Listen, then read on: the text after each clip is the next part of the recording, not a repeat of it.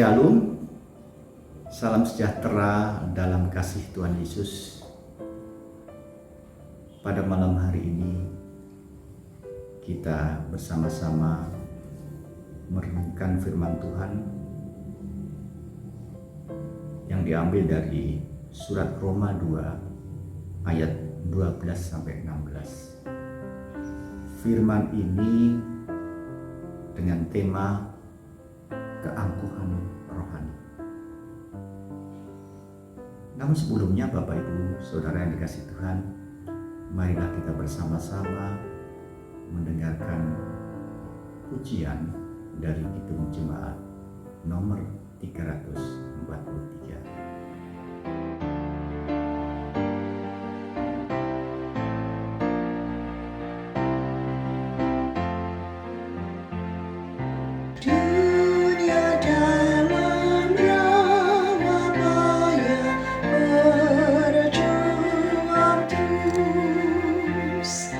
Kristen manakah cahaya Injil kudus?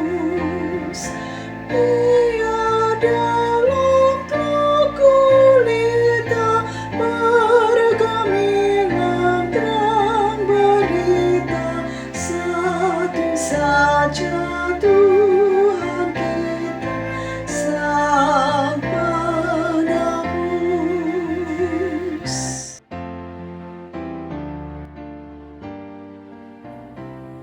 Bapak Ibu Saudara yang dikasihi Tuhan, sebelum kita membaca firman Tuhan, mari kita berdoa. Allah Bapa yang ada di surga, Engkau yang kami kenal di dalam Yesus Kristus, kami bersyukur kepada-Mu Tuhan atas segala kasih karunia-Mu, sehingga Engkau masih memberikan kesempatan bagi kami untuk bersama-sama kami ingin mempergumulkan firman Tuhan.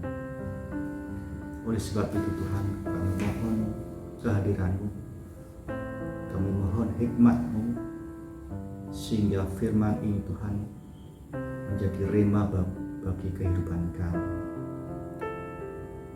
Kuasa Roh Kudus pun menerangi kami, sehingga segala firman yang disampaikan sesuai dengan kehendak-Mu. Ampunilah dosa kami Bapa, di dalam nama Yesus Kristus Tuhan sehingga kami mohonkan kepada-Mu. Haleluya. Amin. Roma 2 ayat 12 sampai dengan 16.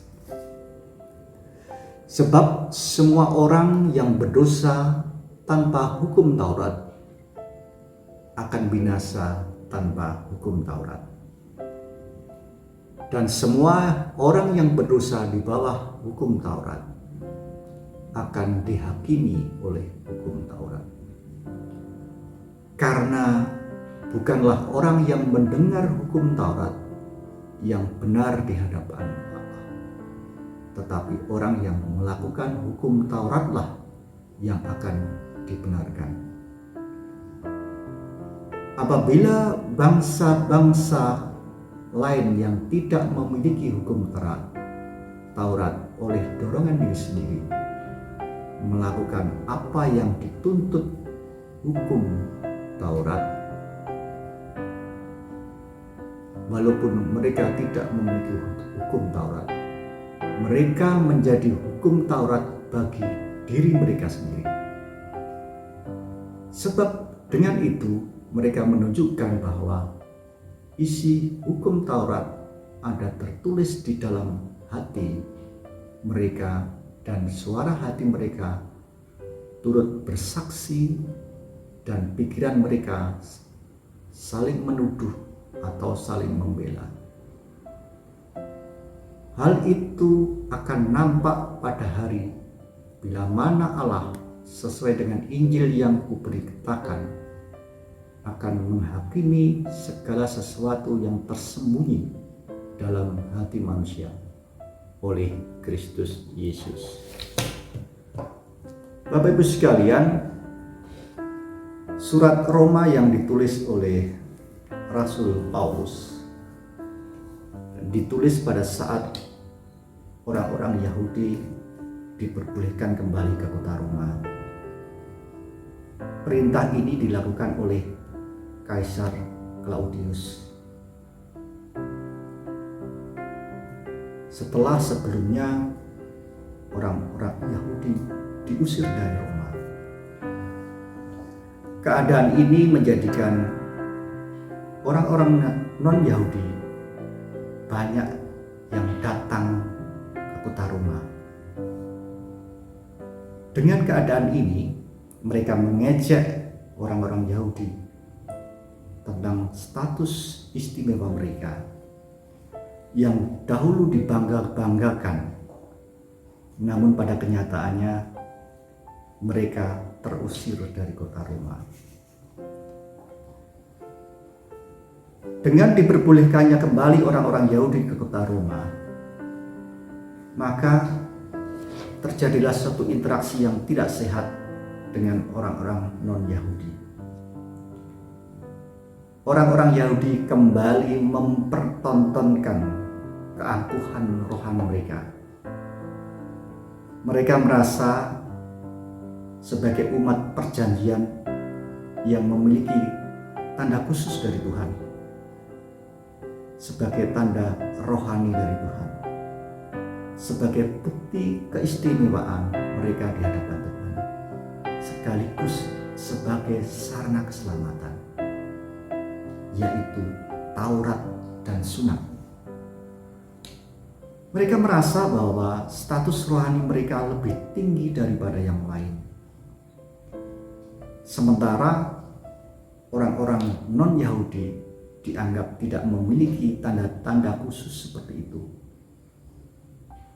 Mereka dianggap tidak memiliki sarana keselamatan, sehingga di dalam pandangan mereka status orang-orang non-Yahudi lebih rendah, sehingga mereka patut untuk dihakimi.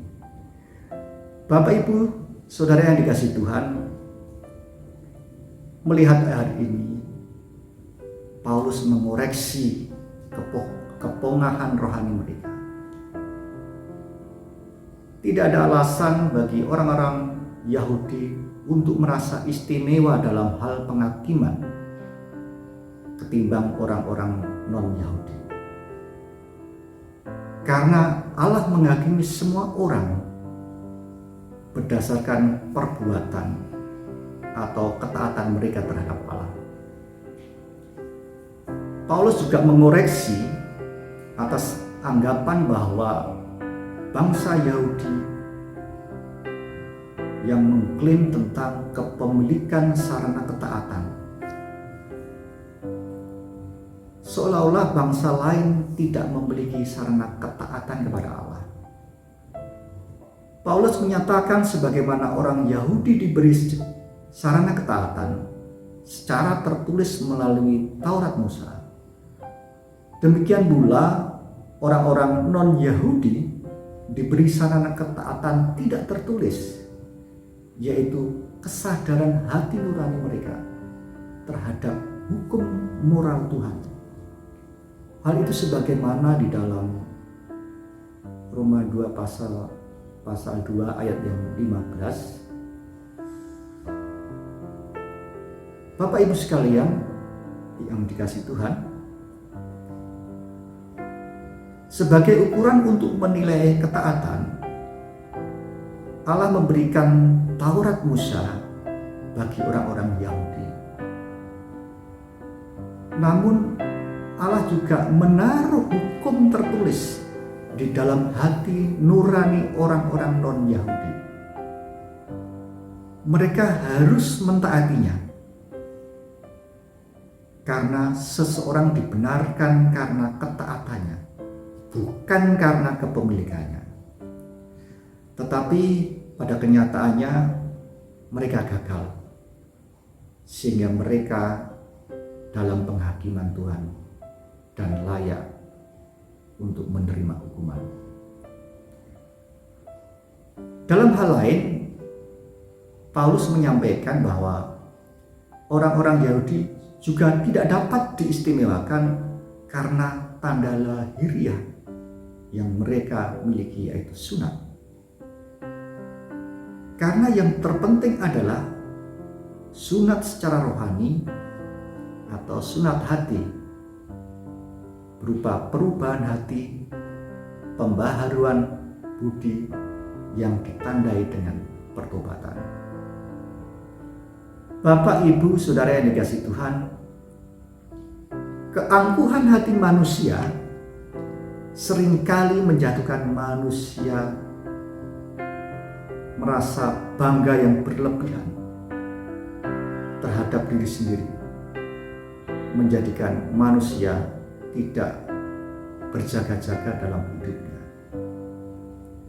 sehingga jatuh dalam dosa. Hal ini menjadi peringatan bagi kita, karena setiap orang nantinya akan mempertanggungjawabkan segala perbuatannya di hadapan Tuhan. Memasuki masa Prapaskah ini, janganlah kiranya kita memiliki keangkuhan rohani, hasrat berlebihan atas keunggulan diri sendiri, merasa dirinya istimewa karena paling berjasa, paling rajin, paling pintar, dan paling-paling yang lain di jemaat. Bapak, Ibu, Saudara yang dikasihi Tuhan, marilah kita menyerahkan hidup kita kepada Tuhan, seraya memohon kiranya Tuhan berkarya atas diri kita, karena kuasa kebangkitan Kristus telah membangkitkan kita dari dosa untuk menjadi anak Allah yang rendah hati, yang menyadari bahwa kita adalah manusia berdosa yang berasal dari debu tanah, sehingga kita patut bersyukur atas belas kasihan Tuhan yang telah menyelamatkan kita melalui pengorbanan Yesus Kristus di salib sebagai ganti dosa kita. Orang dengan rendah hati adalah orang kuat, karena hanya orang kuat yang mengakui dosa-dosanya.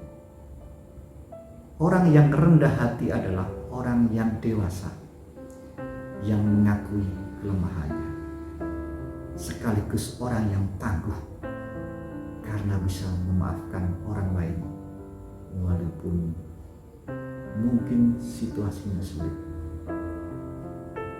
Demikianlah kita harus menghindari keangkuhan rohani, karena semua yang kita lakukan nanti akan kita pertanggungjawabkan kepada Tuhan. Selamat menjalani kehidupan yang berkemenangan dengan sikap-sikap yang rendah hati, menyingkirkan keangkuhan rohani, supaya kita menjadi anak-anak Allah yang layak di hadapan Tuhan. Amin. Salam Patunggilan.